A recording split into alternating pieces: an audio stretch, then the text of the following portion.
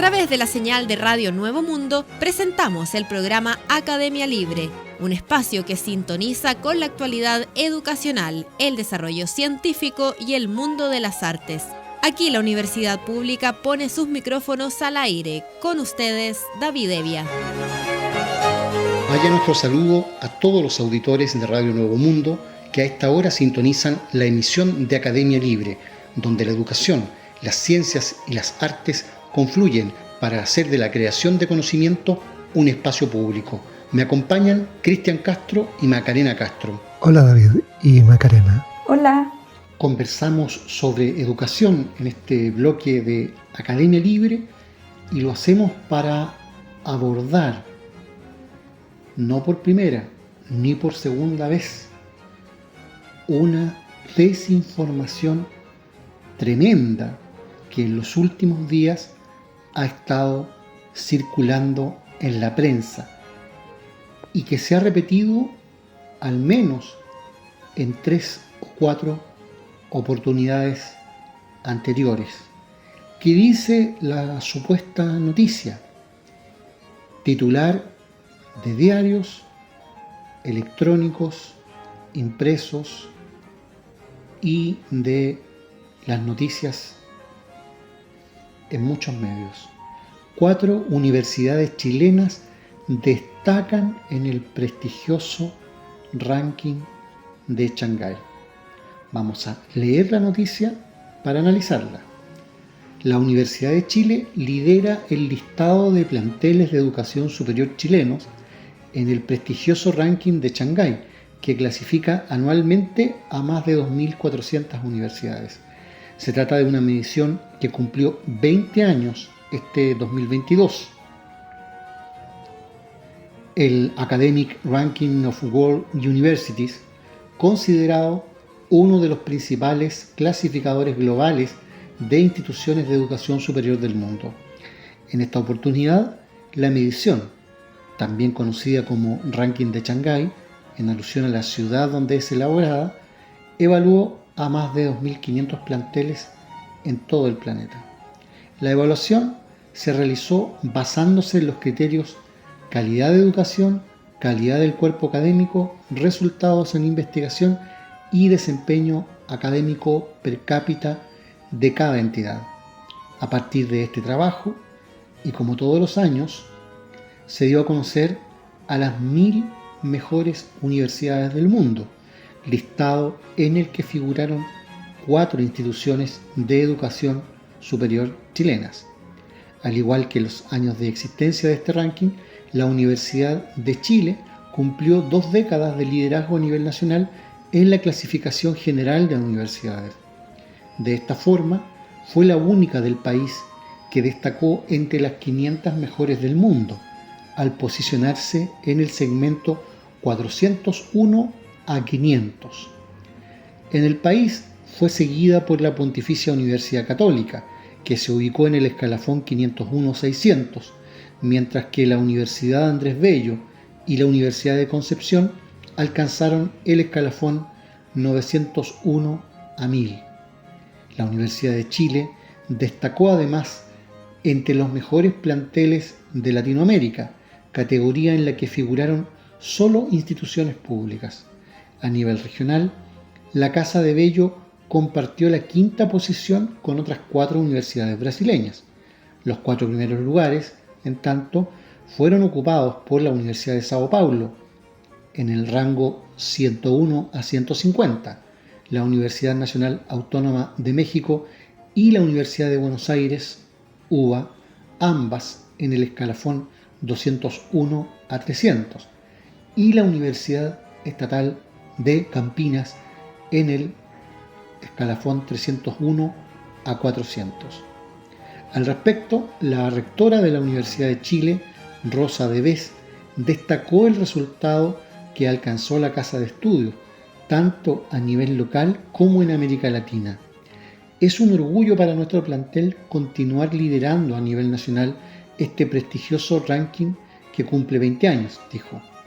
También nos alegra el destacado 5º lugar que la universidad ocupa en América Latina, junto a otras prestigiosas universidades de la región, agregó. Agradecemos a nuestra comunidad universitaria y muy especialmente al cuerpo académico que aporta a la generación de conocimiento y a la formación de personas en un amplio rango de disciplinas, cerró Debes.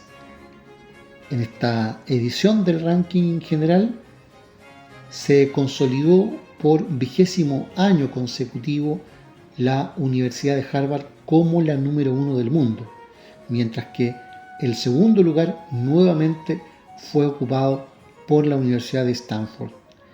El tercer lugar también fue para un plantel estadounidense, esta vez para el Instituto Tecnológico de Massachusetts, el mítico MIT, que subió un peldaño en la clasificación respecto del año pasado. En el cuarto lugar se ubicó la Universidad de Cambridge de Reino Unido y el quinto fue ocupado por la Universidad de California, Berkeley. Las otras 5 universidades que alcanzaron el top 10 fueron Princeton en el 6º puesto, Oxford en el 7º, Columbia en el 8º, California Institute of Technology en el 9º y Chicago 10º.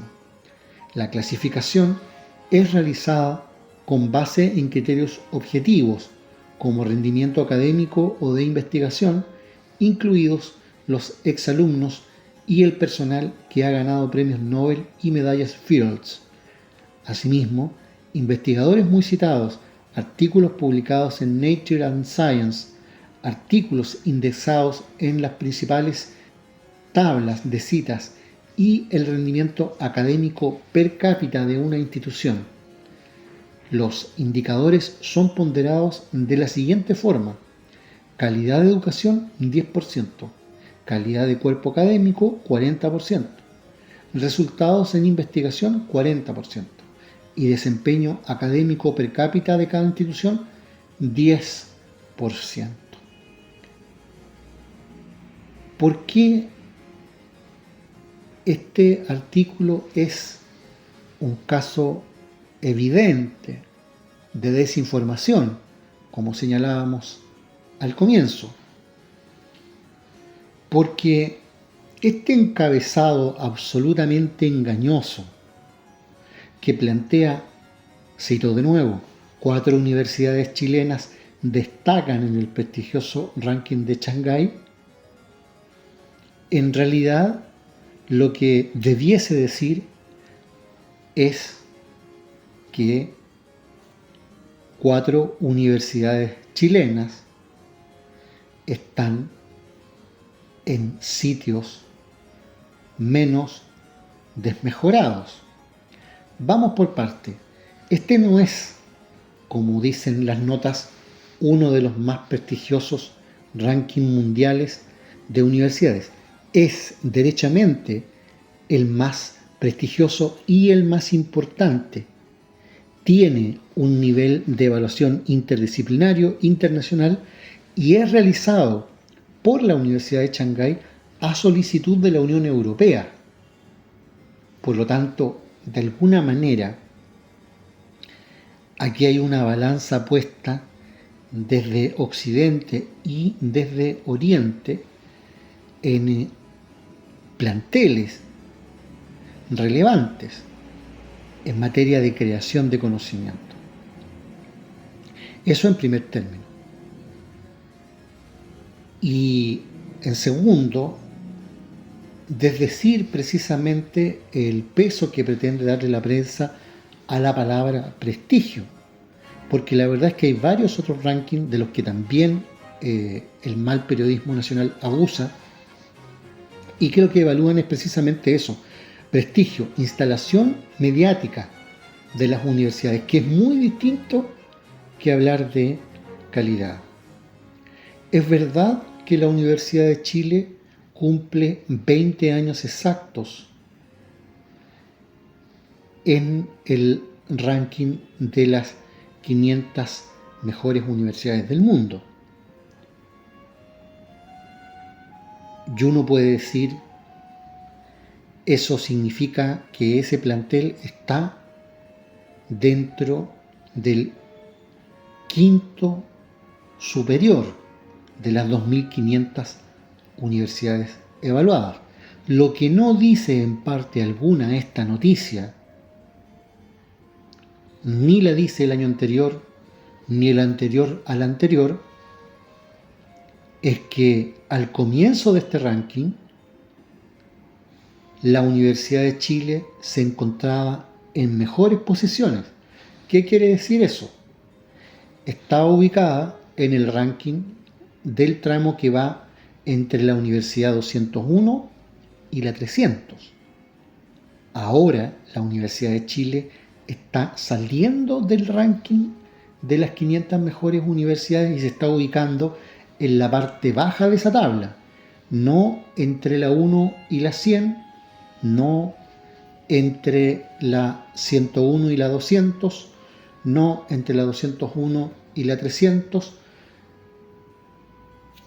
ni entre la 301 y la 400, sino entre la 401 y la 500. Es decir, exactamente en el quinto inferior del ranking de Shanghái. Es verdad que este ranking estudia a un universo de 2.500 universidades para hacer su tabla, pero también es cierto que en la mayor parte de los años de existencia de esta investigación, ese ranking se cerraba con la universidad número 500. Hasta ahí llegaba el ranking. Es, en cambio, un fenómeno absolutamente reciente de este estudio, de los últimos 4 años, que ha agregado otras 500 universidades a la cola de la número 500. ¿Y dónde están las famosas otras 3 universidades chilenas? Precisamente en esa cola. Es decir, entre la posición 501 y la posición 1000. Recién ahí, y no entre las 500 mejores del planeta, se encuentran los otros 3 planteles mencionados, es decir, la Pontificia Universidad Católica, la Universidad Andrés Bello y la Universidad de Concepción. Alguien podría decir, bueno, pero es mejor estar ahí que no estar y seguramente es un avance. No, no es un avance, es un retroceso. Es importante que la opinión pública interesada en educación sepa que hasta hace muy pocos años la Pontificia Universidad Católica también estaba rankeada de manera similar que la Universidad de Chile en el rango que iba de 200 a 300, que en los últimos años ambas instituciones pasaron al quinto inferior de esa tabla de 500 universidades, es decir, entre la posición 401 y la 500, y que ahora ya ni siquiera está dentro de ese tramo final la Pontificia Universidad Católica. Bajó, y solo si se considera este agregado, esta cola de otras 500 universidades, la Universidad Confesional logra figurar. ¿En qué posición? En la 501 a 600 concretamente. Y mucho más abajo, pero mucho más abajo, esto hay que subrayarlo, aparecen recién la Universidad de Andrés Bello y la Universidad de Concepción. En el lugar 601 al 700, no. En el lugar 701 al 800, tampoco.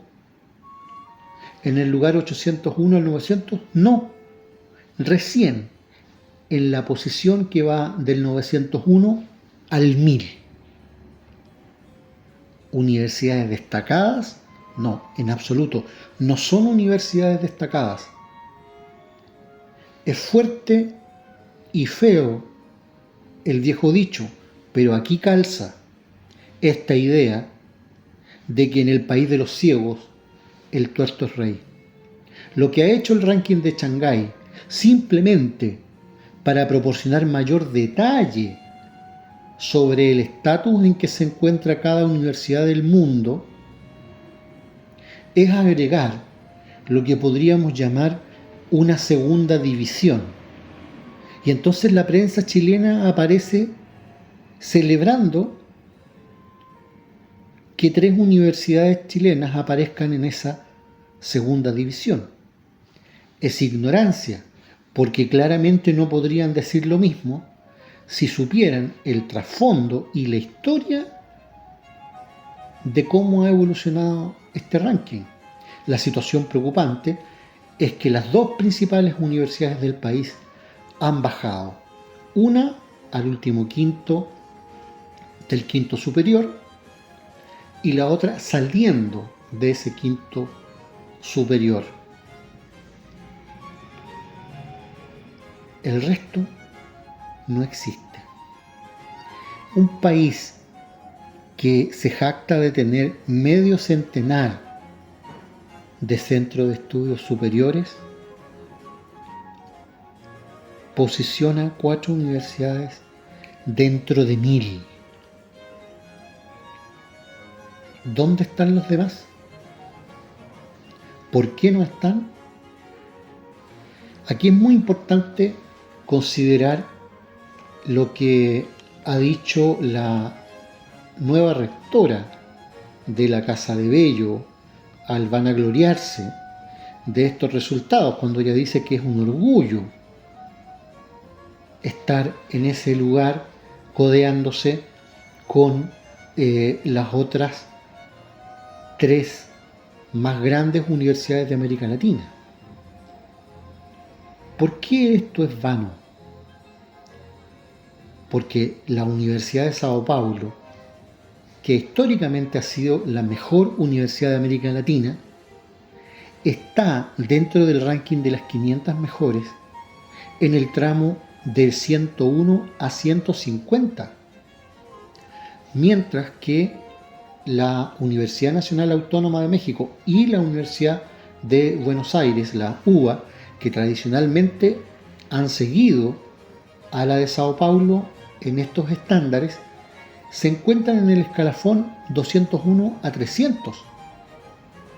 Pero la Universidad de Chile está al borde de esa tabla, entre el 401 y el 500, por lo tanto no es verdad que están compartiendo una suerte de podio en una carrera internacional. En absoluto, hay un abismo tremendo y el mismo ranking lo expresa con cientos de posiciones intermedias. ¿De qué se está jactando Chile? ¿Qué es lo que está pretendiendo informar la prensa? Desde luego, no hay que tener medio dedo de frente para sospechar que aquí han sido las mismas casas de estudios las que han deslizado a la prensa ignorante, galopantemente ignorante, estas desinformaciones, estas versiones engañosas. Es decir, las universidades chilenas aparecen lamentablemente más interesadas en posicionarse mediáticamente, aunque sea sobre un piso falso, que ir con la verdad por delante. Este ranking es muy importante porque da cuenta efectivamente ya no de ese efectismo que de pronto sobredimensiona a los planteles ante los medios de comunicación, sino de la capacidad de creación de conocimiento. Y en esa capacidad de conocimiento generado por las distintas facultades de los planteles universitarios, lo que ocurre es algo que viene ocurriendo hace varias décadas, y es que las 10 mejores universidades del mundo, los 10 centros de estudio que por lejos lideran en materia de creación de conocimiento, son universidades estadounidenses y británicas. Y el abismo que hay entre ellas y las universidades de América Latina es gigantesco. No es solo el tema de en qué posición de la tabla están. Porque este estudio es importante en la medida en que evalúa la creación de conocimiento no con discurso, ni con número de tesis ingresadas, sino que con patentes de creación de conocimiento, con publicaciones indexadas en las revistas de más alto vuelo científico mundial, evalúa la calificación de los planteles en un 40% y considera en esa evaluación la cantidad de premios Nobel y de premios Fields obtenidos por académicos y estudiantes. Y ojo que allí sí que la UNAM, la Universidad de Sao Paulo y la Universidad de Buenos Aires tienen mucho que decir. No tanto como las universidades norteamericanas y británicas. Pero el telón de fondo es que la posición en que se encuentran las universidades chilenas en esa tabla internacional no las muestra como grandes creadoras de conocimiento. La prueba flagrante la tuvimos durante más de 2 años de pandemia, periodo en el cual ninguna institución chilena fue capaz de crear la más elemental prueba, siquiera de una vacuna contra el COVID. Ninguna. Entonces, lejos de crear conocimiento, en este ranking, las universidades chilenas aparecen como pobres repetidoras de conocimiento ya creado. Así no se construye desarrollo. Ni con esa miseria académica, ni con la patraña orquestada hacia los medios de comunicación. Cuando se conoce esta trastienda de este estudio conocido como Ranking de Shanghái, que es un estudio muy serio, muy acucioso, el título 4 universidades chilenas destacan en el prestigioso Ranking de Shanghái no tiene sentido alguno. Esperemos que desde los planteles y desde los medios de comunicación haya un cambio de enfoque, haya una mirada crítica, porque de esa manera la educación en Chile va a llegar exactamente a parte alguna.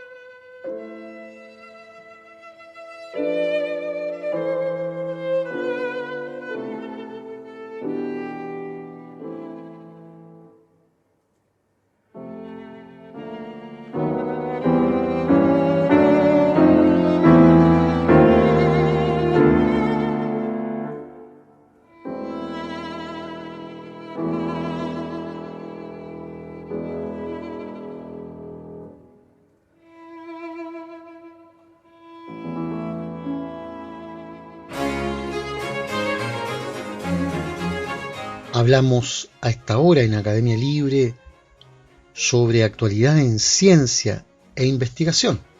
Lo hacemos con Cristian Castro, quien nos proporciona cada semana las novedades en este plano. ¿Qué está pasando, Cristian, en materia de ciencia e investigación?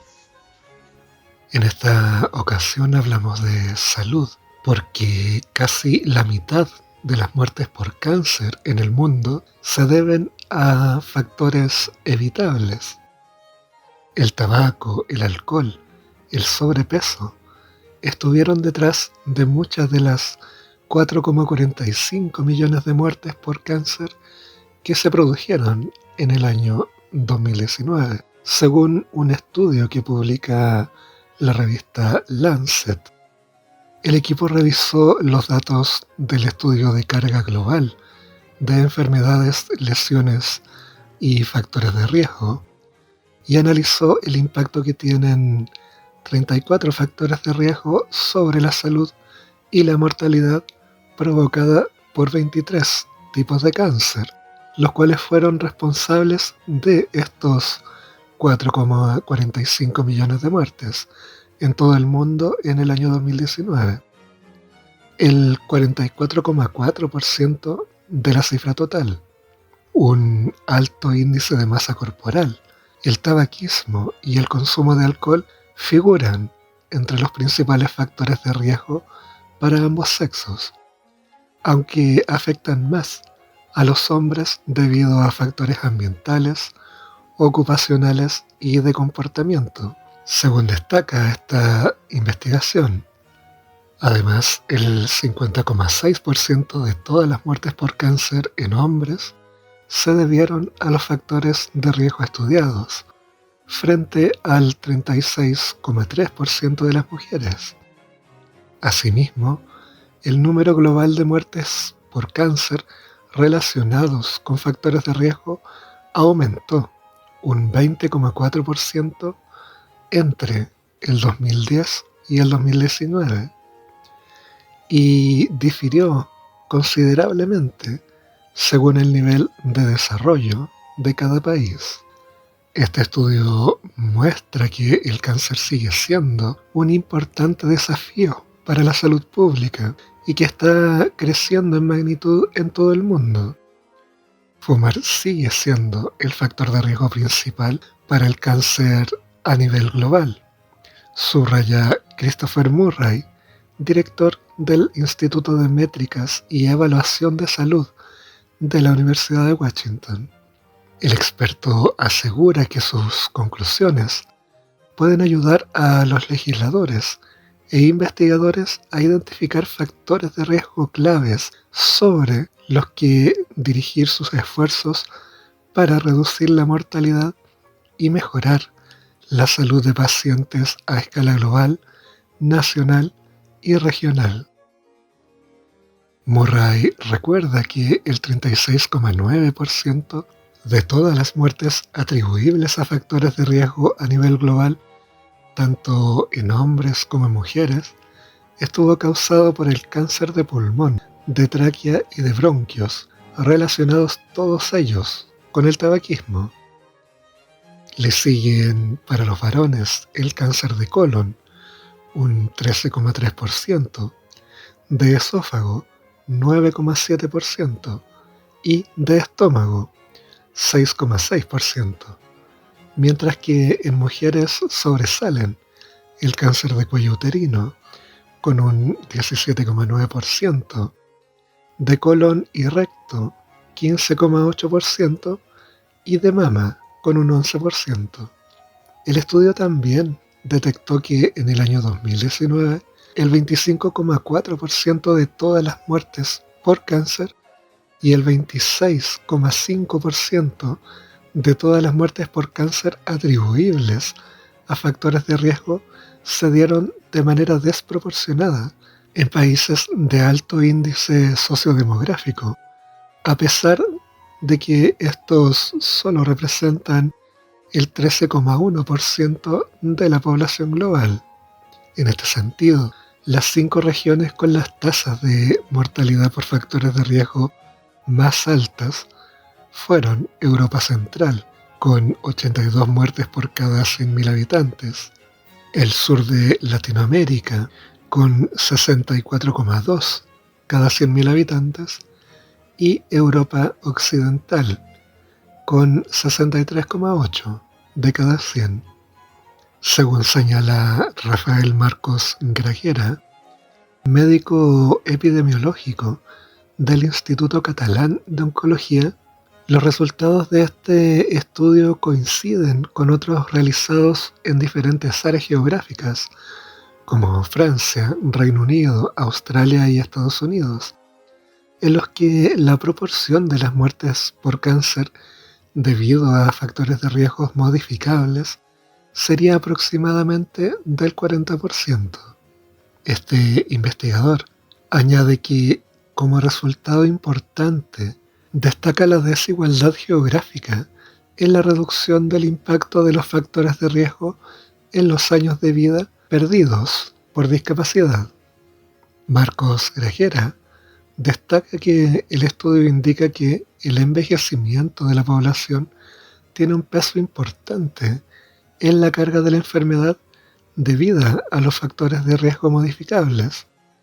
Por otro lado, el aumento de la carga de cáncer atribuible a riesgo metabólico, especialmente en países de bajas rentas, podría ser el resultado de que estos países están experimentando una transición epidemiológica en la que las mejoras en el estado de desarrollo del país están relacionadas con el aumento de los niveles de obesidad.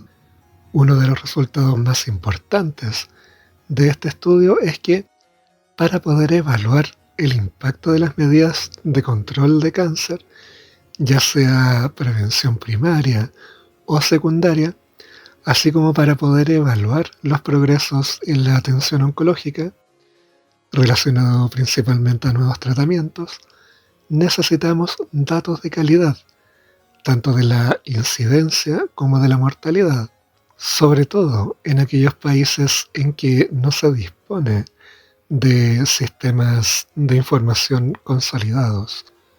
Es una noticia que enciende las alertas, por una parte, en el sentido de que mucho de lo que tiene que ver con estos factores de riesgo son perfectamente abordables por los individuos, y en ese sentido existe una responsabilidad al respecto. Pero por otro lado también hay que considerar que la población necesita disponer de conocimiento suficiente para poder hacerse cargo de estas responsabilidades. Y esto enciende las alertas a nivel de políticas públicas, donde se hace necesario contar con planes transversales de salud que sean capaces de abordar estas temáticas con un sentido de responsabilidad pública que vaya más allá de la mirada sobre la salud como un negocio e instale los modelos de prevención como prioridad, porque es desde ahí que se puede fortalecer el sistema de tal manera que estos factores de riesgo puedan ser disminuidos a través de las políticas de Estado. Y si hablamos de las perspectivas de vida de la población, tenemos que un grupo de científicos propuso definir la edad biológica de un individuo por sus indicadores médicos, porque si bien la edad cronológica refleja los riesgos generales de morbilidad y mortalidad de las personas, solo es algo aproximado y relacionado con el deterioro de nuestro cuerpo. No obstante, un grupo de científicos propone atender a la edad biológica, que es un acumulativo y se refleja en los marcadores de los principales sistemas fisiológicos. Las diferencias del estado de salud entre individuos a avanzadas edades son el resultado de las predisposiciones genéticas y las respuestas fisiológicas al estilo de vida, la alimentación o la calidad del sueño a lo largo de la vida. Un equipo internacional de investigadores sugiere dos vías para estimar la edad biológica con mayor poder predictivo que las ya existentes y sintetizan información de medidas de salud como la talla, el peso o la presión arterial. El trabajo que se publica en la revista PNAS Nexus muestra que la edad biológica puede predecir la esperanza de vida de una persona.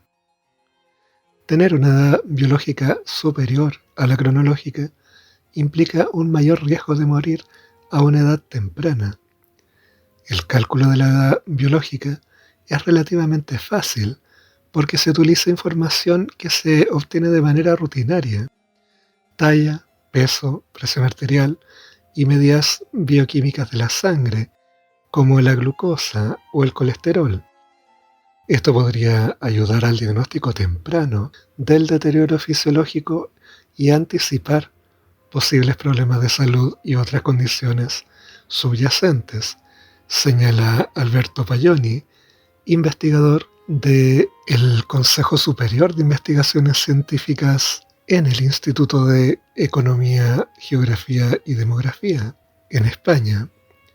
La investigación propone dos vías de estimación: la estimación dependiente y la estimación no dependiente. En ambos casos, El deterioro biológico se obtiene a través de un modelo de ecuaciones estructurales, una técnica de análisis estadístico multivariante, y se asocia con información adicional. La estimación dependiente del deterioro biológico se asocia con el riesgo de morir, de forma que la edad biológica resultante es un indicador muy preciso de muerte prematura.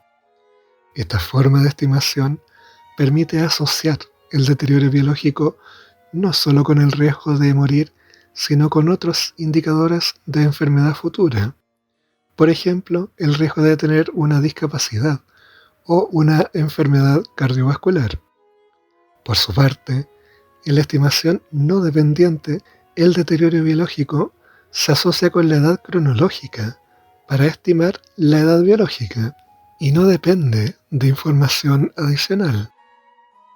El trabajo en el que además participaron científicos de la Universidad de California en Los Ángeles y de la Universidad de Wisconsin, se ha empleado la base de datos sobre salud más grande de Estados Unidos, que incluye información sobre 9.389 hombres y mujeres entre 30 y 75 años.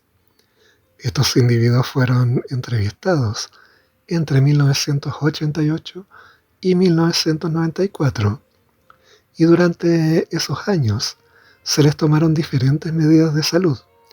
Además, se les hizo un seguimiento hasta diciembre del 2015 para saber cuántos de ellos habían fallecido. Los datos analizados sugieren que el deterioro fisiológico avanza más rápidamente entre las mujeres, las personas con menor educación y las personas de origen mexicano y afrodescendientes no hispanos en Estados Unidos, es decir, los individuos más desfavorecidos tienen una edad biológica mayor y por lo tanto un envejecimiento acelerado, comenta Irán Beltrán Sánchez, profesor en el Departamento de Ciencias de la Salud Comunitaria de la Universidad de California. Entre las mujeres, por ejemplo, el riesgo de morir aumenta 129% por cada año de edad biológica superior a la edad cronológica. En el caso de los hombres, el riesgo es algo menor, alrededor de 124%. Los resultados aportan información relevante sobre la esperanza de vida a partir de los 65 años. Desde esa edad, cuando la edad biológica supera en un año la edad cronológica, supone una reducción de la esperanza de vida en torno a los 2 años. Si la edad biológica es 5 años superior, la disminución es aún mayor, llegando a vivir en promedio 9 años menos. Lo sorprendente ha sido comprobar cómo pequeños incrementos en la edad biológica con respecto a la edad cronológica se traducen en un mayor riesgo de morir. Los indicadores de edad biológica ya se están empezando a usar en el área clínica. Aquellos que utilizan información biológica como la que proponemos y los indicadores epigenéticos han sido implementados como medidas alternativas de la edad biológica de las personas. Estos indicadores, que suelen denominarse relojes biológicos, se usan como medidas de posible deterioro fisiológico que ha acumulado el paciente y estarían relacionados con el desarrollo de enfermedades futuras. Aunque el estudio no incluye en sí indicadores epigenéticos como la estimación de la edad biológica, los autores indican que su método tiene el potencial para poder añadir dicha información y así lograr una mayor precisión de predicción. Dos noticias que hacen de la investigación un elemento central para poder definir políticas que permitan favorecer a la población y mejorar considerablemente su perspectiva de vida. Muchas gracias, Cristian, por ese reporte que nos deja al día en ciencia e investigación.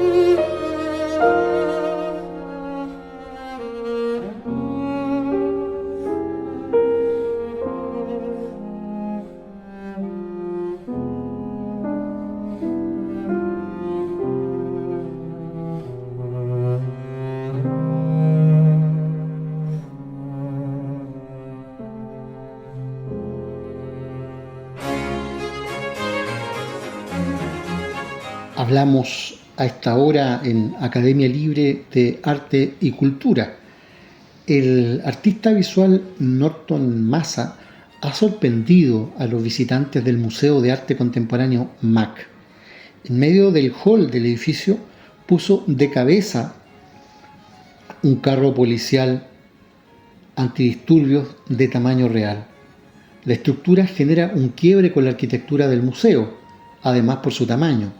La obra es parte de la muestra Analogías de la Realidad, que se inauguró a principios de agosto, un trabajo que busca, en palabras de Massa, representar el comportamiento humano y la devastación del planeta a través de la escena que creó en medio del espacio.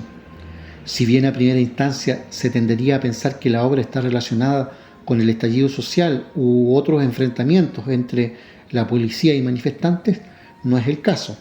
Massa explica que el carro no tiene patente ni una marca en particular, es simplemente un carro lanzaguas que puede ser utilizado en distintos escenarios, en distintos lugares del mundo para disuadir. Su obra habla de la forma en que se comportan los humanos en el mundo entero y de un tema que es global, la crisis climática. La instalación es una escena que, pese a estar quieta, tiene movimiento. Es un carro que se estrella contra una pila de desechos humanos y en la punta del mismo se posan dos guacamayos azules, una especie en extinción. Massa explica que la situación tiene que ver con la fragilidad.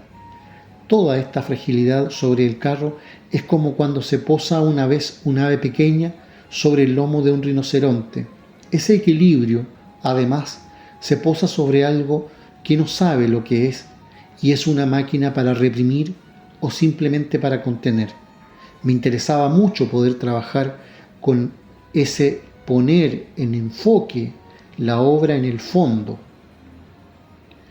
y que tiene distintas vertientes, no solamente una ecológica, también está de por medio nuestro comportamiento, vamos a decir antropológico, sostiene el artista.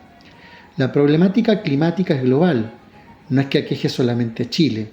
En el fondo, todo el globo terráqueo tiene que ver con este tema del cambio climático y el absurdo de la sociedad, añade.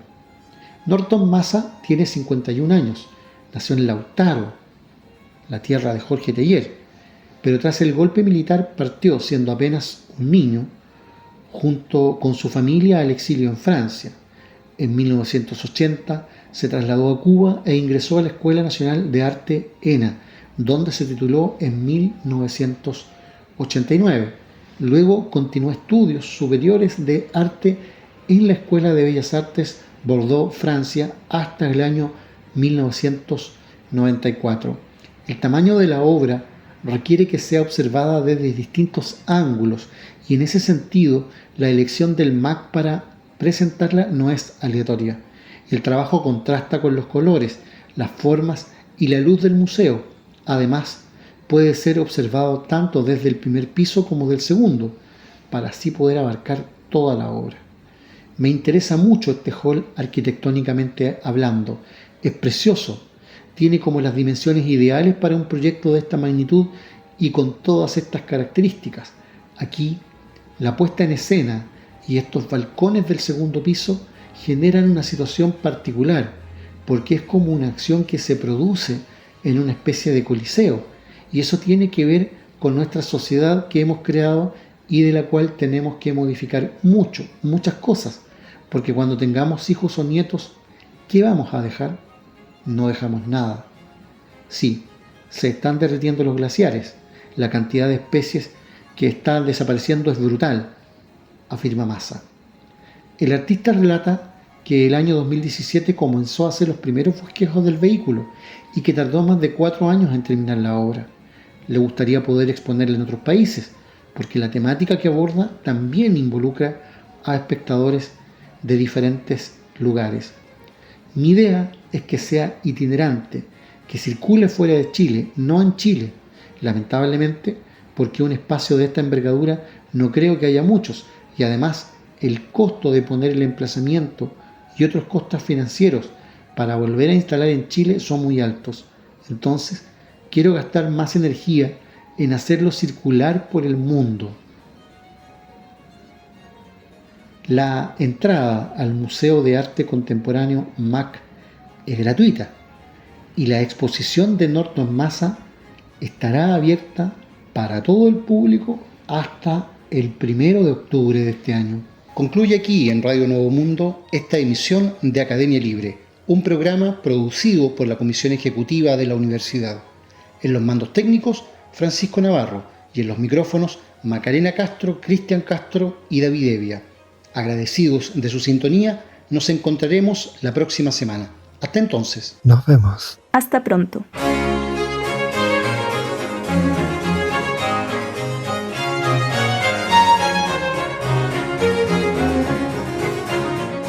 Concluye aquí este capítulo de Academia Libre, un programa que aporta miradas críticas a la construcción de la sociedad. Hasta una próxima oportunidad.